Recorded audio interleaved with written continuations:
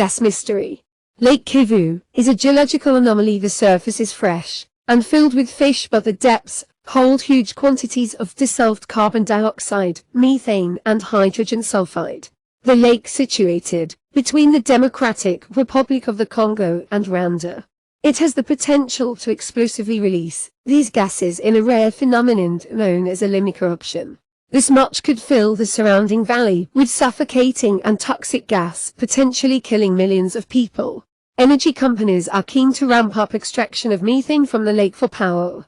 Scientists are struggling to determine whether this will make the lake safer or potentially set off a ticking time bomb. The 2021 volcanic eruption didn't trigger a mass release of gases from the lake, and on 1 June, the Rwanda Environment Management Authority, REMA, said there was no imminent risk, but the authorities do think that lava flowed through underground fractures beneath the city of Goma and Lake Kivu itself. A day after the eruption, a tremor seems to have triggered part of a sandbar by the lake to collapse, which might have caused a small release of gases in that spot. Some people reported that waters offshore from a prominent hotel looked like they were boiling. Two much smaller such lakes lie thousands of kilometers west in Cameroon, and another, Lake Albano, is in Italy. Researchers have estimated that the methane in Lake Kivu could be worth up to $42 billion over 50 years.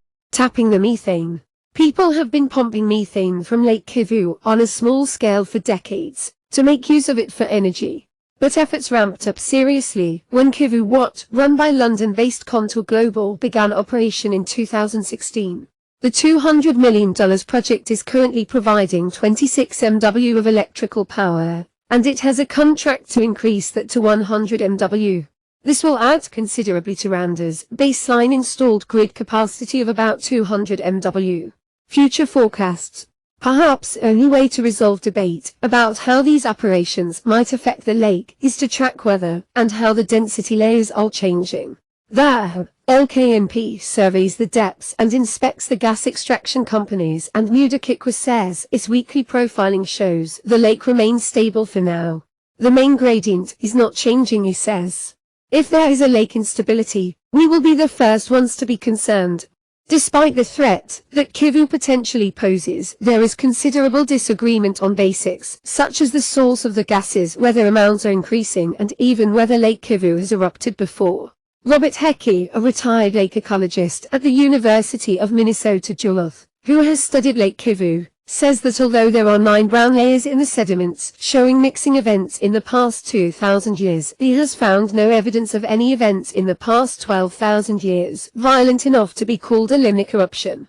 Others interpret the evidence as signifying at least one eruption 4,000 years ago. Some facts are clear. The lake's surface waters are fresh and filled with fish. Around 260 meters down, there's a dramatic shift to waters that are much warmer and saltier, thanks to hydrothermal springs. These are the deep resource waters flush with dissolved gas.